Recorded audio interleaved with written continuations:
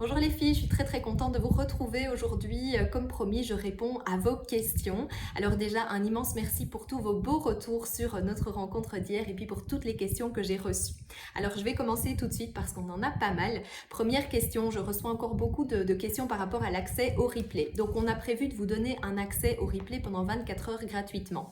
La raison, c'est parce qu'on veut vraiment que vous arriviez à prendre ce temps pour vous et de vraiment vous engager à écouter les concepts et les rencontres au fur et à mesure pour pouvoir faire le travail en même temps.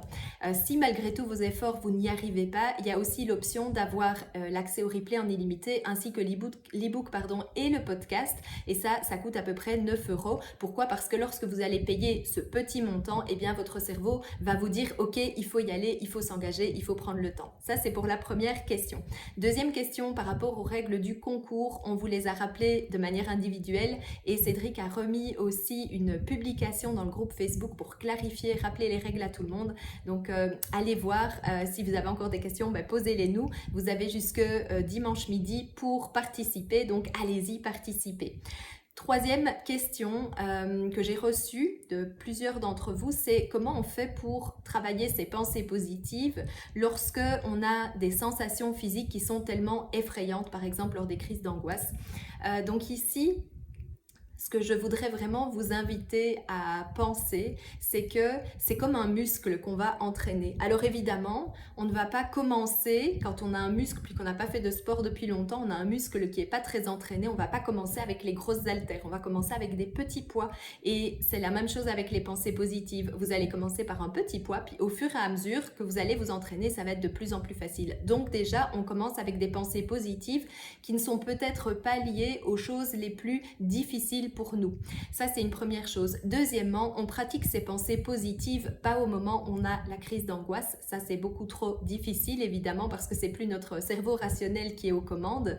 Mais on va faire ça quand on est en belle énergie, bien calme, le matin, quand on est bien posé, qu'on a une énergie haute. Et c'est à ce moment-là qu'on fait nos pensées positives. D'accord? Et ensuite, la troisième chose, c'est que finalement, lorsque vous avez comment gérer, puis ça, je le vois beaucoup plus en détail dans le programme Retrouve ta couleur, c'est mon programme d'accompagnement sur 6 semaines, mais comment gérer la crise d'angoisse puis ces sensations physiques qui sont très effrayantes qui les accompagnent, eh bien c'est aussi une question d'attention. Plus on va porter son attention sur quelque chose, plus on va lui donner de l'énergie. Donc revenez encore et encore à votre souffle par exemple, d'accord? Puis il y a aussi un lien dans les crises d'angoisse avec la respiration, mais je ne vais pas rentrer dans les détails ici, mais revenez simplement aux sensations de votre ventre qui se gonfle, qui se dégonfle, peut-être de la différence de température quand vous inspirez, quand vous expirez, peut-être de l'air sur votre visage. Revenez encore et encore, et puis là c'est à nouveau, c'est comme un muscle, ça s'entraîne parce que c'est aussi une question de concentration. Plus vous allez le faire et plus ce sera facile de diriger votre attention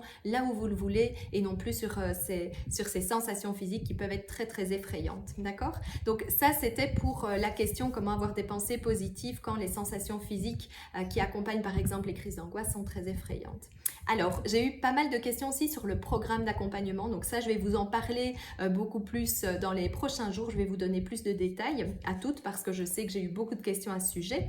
Ensuite, j'ai une question par rapport à la source, quelle peut être la source des angoisses? Alors, ce que je veux vraiment vous inviter à comprendre, c'est qu'il faut avoir une approche holistique quand on veut comprendre quelle est la cause de notre problème.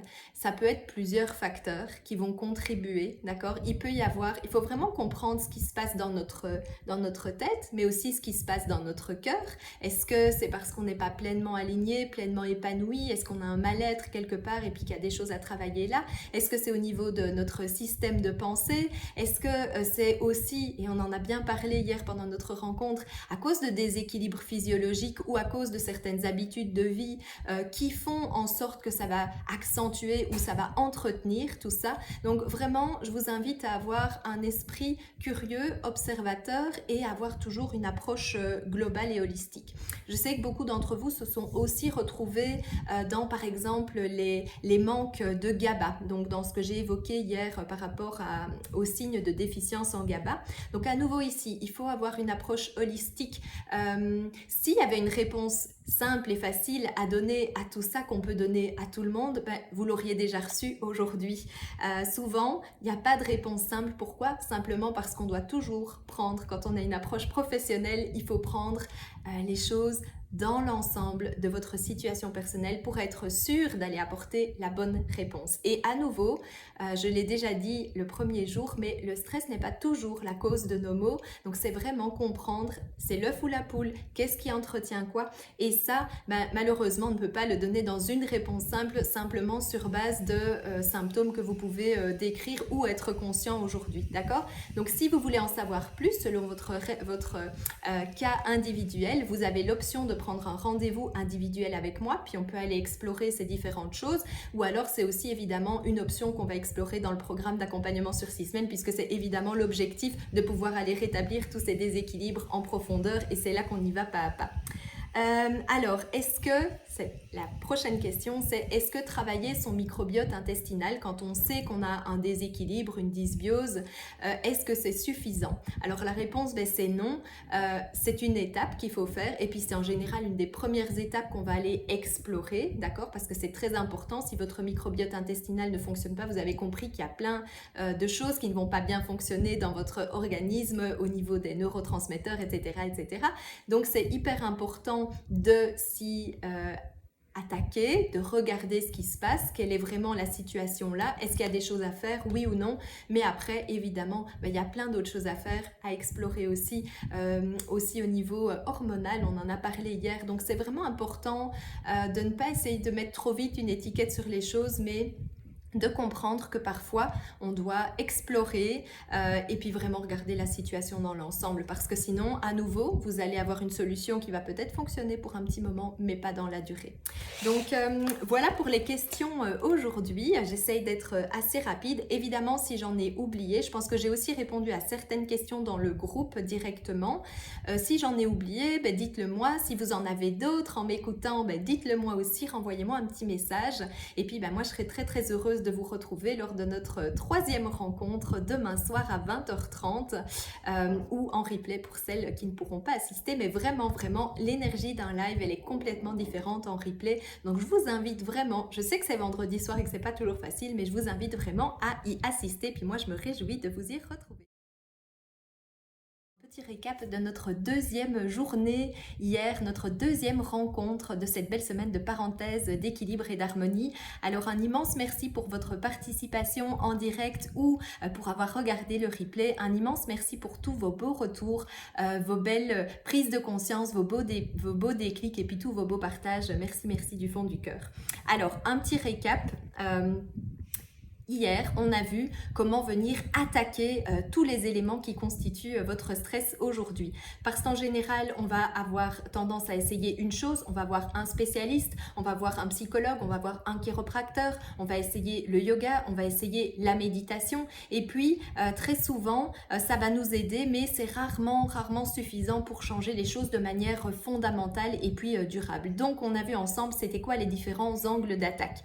Le premier angle, c'était de comprendre vraiment quels sont les facteurs de stress, qu'ils soient externes ou internes. On a vu que les facteurs de stress, en général, c'est ce qu'on connaît bien, c'est ce qui est dans notre environnement, puis on sait facilement mettre un doigt dessus. Et puis, on a vu que les facteurs de stress internes, ça, c'est parfois plus difficile on n'en est même pas forcément conscient. Puis c'est ce qu'on a vu et je vais vous le rappeler un petit peu plus tard ici dans cette petite vidéo. Le deuxième angle qu'on a vu, c'est les émotions négatives. Donc, parfois, on est submergé par ces émotions négatives. Et puis moi, je vous comprends complètement parce que je suis aussi passée par là et c'est quand j'ai commencé à changer un peu ma manière de les accueillir, en fait, ces émotions négatives, que les choses ont changé. J'ai commencé à écouter l'histoire qu'elle voulait me donner, l'information qu'elle voulait me transmettre et une fois qu'on commence à essayer de comprendre quelle est l'histoire derrière l'émotion, et bien à ce moment-là, qu'est-ce qui se passe quand on arrête de résister et puis qu'on apprend à accueillir pour transformer? Eh bien, ça se transforme, ça s'apaise et on peut en sortir, on en a parlé hier. Alors, troisième angle d'attaque, c'est nos pensées. Nos pensées, elles nous font souvent vivre un enfer. Lorsqu'on est en stress chronique, en burn-out, on a des pensées négatives qui nous envahissent et c'est parfois très très difficile de sortir de cette rumination, de sortir de son mental. Donc on a vu aussi ensemble hier comment sortir de ces pensées négatives. On a vu que d'abord il fallait apprendre à les identifier parce que parfois elles sont bien présentes mais on ne les entend même plus, on n'en est même plus conscient. Donc comment on fait ça? Et là vous avez votre exercice dans le guide pour vous guider justement à faire cet exercice qui n'est pas toujours évident.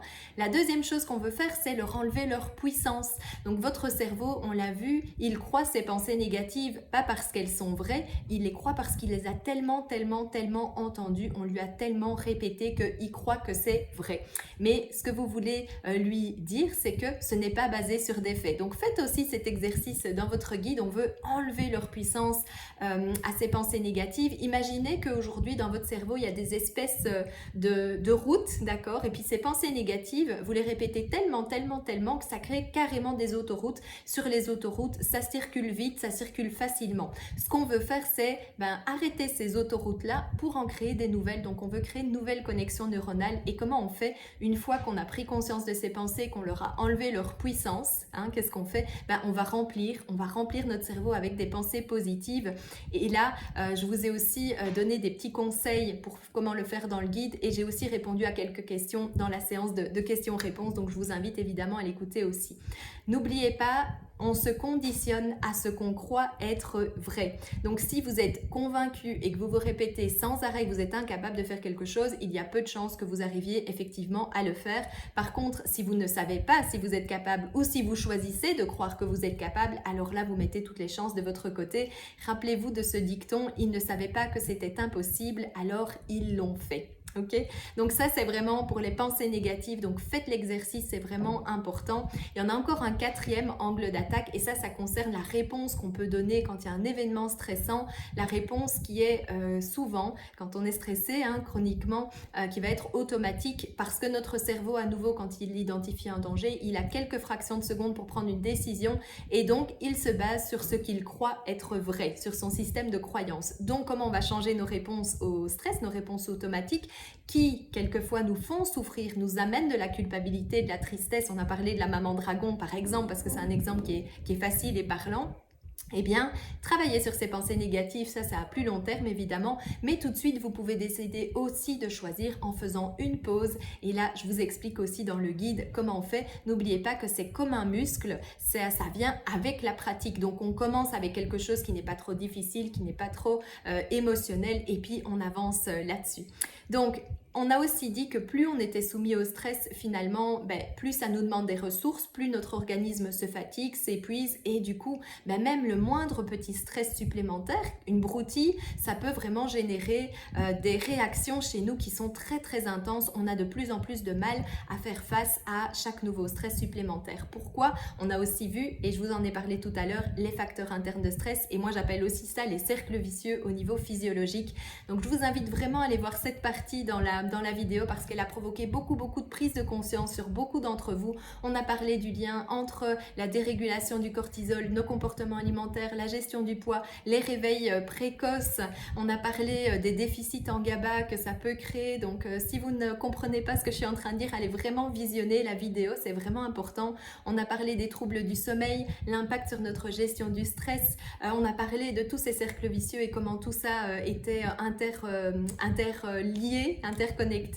On a parlé aussi de l'équilibre hormonal et on a parlé notamment aussi de l'impact du stress sur notre libido. Je vois très souvent, je l'ai vécu personnellement, le stress a un impact réel sur notre libido. Pourquoi? Parce qu'il va non seulement jouer sur notre énergie, sur notre image de soi, sur notre estime de soi, sur comment on se sent belle ou pas dans notre corps, mais aussi physiologiquement, il va créer des déséquilibres hormonaux qui nous empêchent de ressentir du désir. Et donc ça, c'est très important parce que ça déculpabilise et puis comme ça maintenant vous comprenez, vous pouvez en parler avec votre partenaire parce que c'est un élément qui est tellement important pour vivre une vie de couple épanouie et une vie de femme épanouie. Donc maintenant que vous comprenez, rassurez votre partenaire aussi, c'est vraiment important pour qu'il puisse aussi vous accompagner et puis vous soutenir dans cette démarche. Je sais que certaines l'ont déjà fait, donc vraiment déjà un très grand bravo à elle, ça me touche vraiment beaucoup.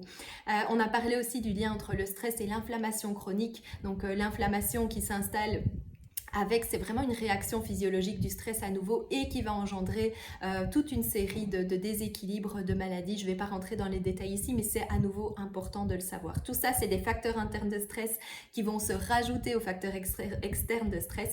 Mais ce que je veux que vous reteniez finalement, vraiment, c'est que il y a plein de petites choses à faire que vous pouvez déjà faire dès aujourd'hui pour sortir de ces cercles vicieux.